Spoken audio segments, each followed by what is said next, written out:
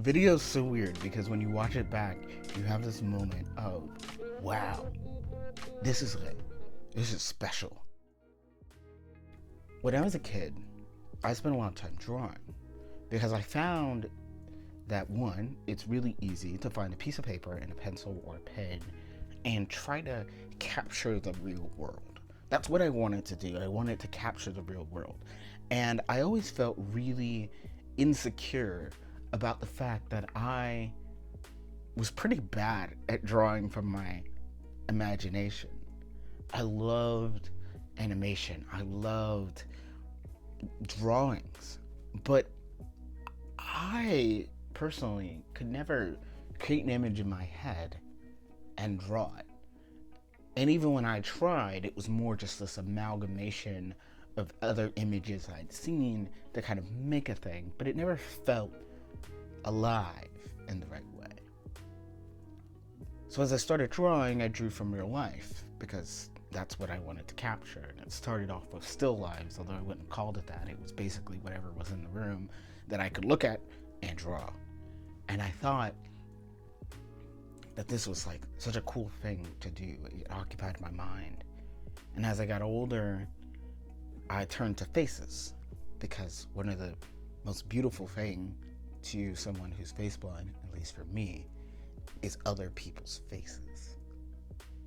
And I feel like some people would ask, well why? But the thing is I never get used to them. They never get boring. They're always fascinating and changing and just intensely beautiful in a way that I cannot describe. And so I got really invested in trying to take down the faces of my loved ones and of the people I saw around me. Because as if I could capture the life of them onto paper. And I realized over time that I couldn't. But that's going a little far. Once I got to the point of realizing,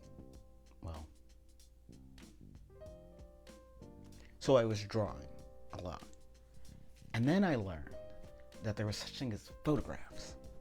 And I honestly feel and have felt for many, many years really conflicted about photographs. I didn't like how I looked in them. I didn't like that you couldn't know what they looked like before they came out. I didn't like the staging that people would do with each other about it. It didn't feel like life to me. It felt like, what do I do with my hands? And I hated that feeling, and I hated seeing that captured in time for the rest of forever. I hated photographs.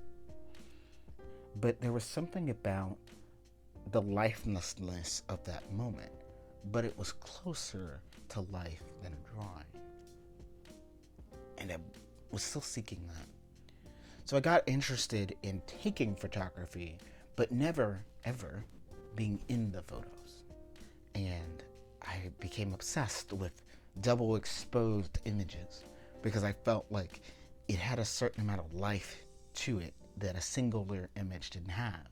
But the problem was that with double exposed images, particularly on a crummy throwaway camera that I had to fight to get the images developed, you couldn't control it. You couldn't control what got double exposed. And sometimes it created this almost ethereal, beautiful piece, and sometimes it looked like shit. And I hated that I didn't have control over that. But I loved that it brought life to images that never seemed to come out exactly the way that I remembered them. In high school, I took a class on media and media creation. And there was this project on video. And I'd never really gotten a chance to play with a piece of camera equipment, but I was entirely overwhelmed by the prospect. And it was supposed to be this video about who you are. And at the time, as a high schooler, I frankly didn't know who I was. I knew I wanted something. But I overheard this comment during our presentations by the instructor. And he looks at my piece and he makes this disparaging remark around how boring it is. And then I just chose the same piece of music and that it wasn't very creative and he really wanted something else. Whereas I was really proud of that piece because I was incredibly uncomfortable on camera. I picked the only song that felt right. I knew I was going for something a little serious, a little documentary-esque.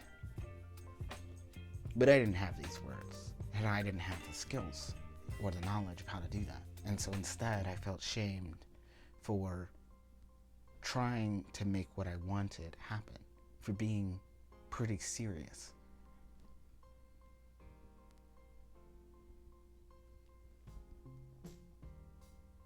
Then I got to college, and I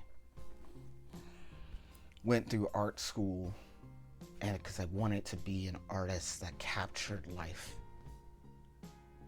And then I learned that the art school I was in didn't really respect not only my art, but didn't respect that you could be an artist that was trained into being an artist.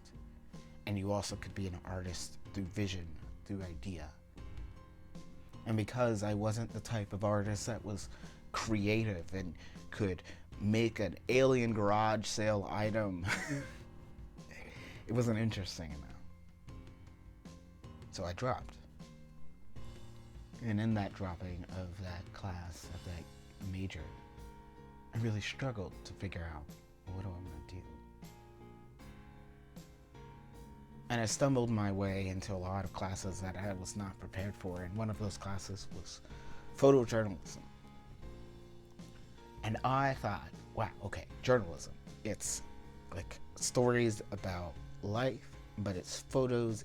I'm going to learn how to use a camera. I'm going to learn how to tell the stories that I want to tell. And I didn't.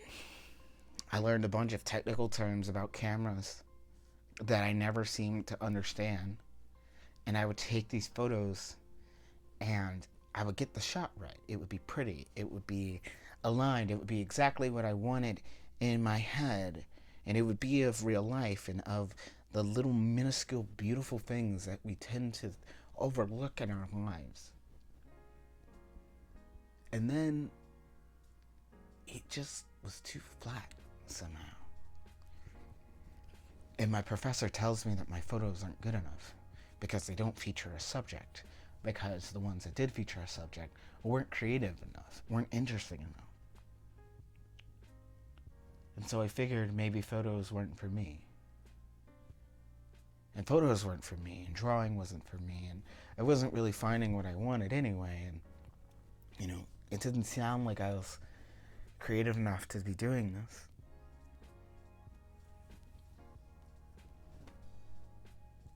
So I dropped it.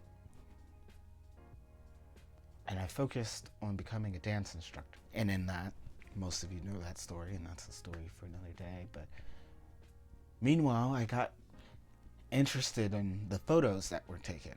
At that point, I accepted that I was going to need to get used to my photo being taken and video being taken of me. And I thought that video could be an educational tool. If only I learned how to shoot. But I was like, well, it can't be that hard. I can just set it up on a tripod and then it'll be great. But then there were all these buttons and all of these things, and certain things were really hard, and it was hard to set up a shot, and it was hard to know why certain things weren't coming out the way that I wanted them to. And basically I got very discouraged. And I would return to this idea of video over and over in different ways and continue to get discouraged over and over again. And with that, I started a blog because I wanted a way to be able to communicate lots of information to people, but not need to repeat myself, because I do hate repeating myself.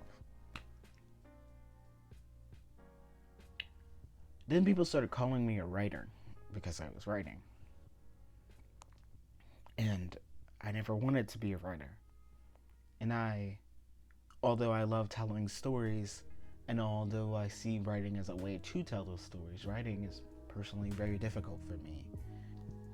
And so finally, in the last year or two, I circled back around to video. Because there's something about it that just keeps calling me. There's something about the movement. There's something about the life. There's something about the recording what is for the future that I really love. And I got worried because I'm not an actor. I'm not a high costume person. I'm not exactly the most rambunctious person online, and I don't feel like I can pull that off. I've tried a bunch of different things. But for me, for now, what I want to do is to both create educational content, create stories, give people perspective, and do that in a variety of ways, as well as just make some weird art. So I switched to video because it feels alive, and it makes me feel alive. And someone recently told me, if you're not having fun, well, what's the point? And I've been thinking a lot about that advice. And so I got up this morning very anxious and meandered around the house trying to get ready to do this because I needed it to be perfect. I needed it to look a certain way. I needed all these things to be set. There's several different things in this image that I don't like. There's several things that I forgot to do. But I feel pretty good about it. And I can fix those things later. And I can learn how to do those things later as time goes on. But what I can't do is continue to avoid doing this work because I'm afraid. Because I think I need to be somebody I'm not, or do something I'm not. Because I'm worried I'm not all of these other creators, all of these other artists. I'm just myself. And regardless or not if people want to watch this, isn't really the point. The point is I'm so excited to finally have an art form and be started in an art form where I feel like I can not only capture real life, but create stories and vision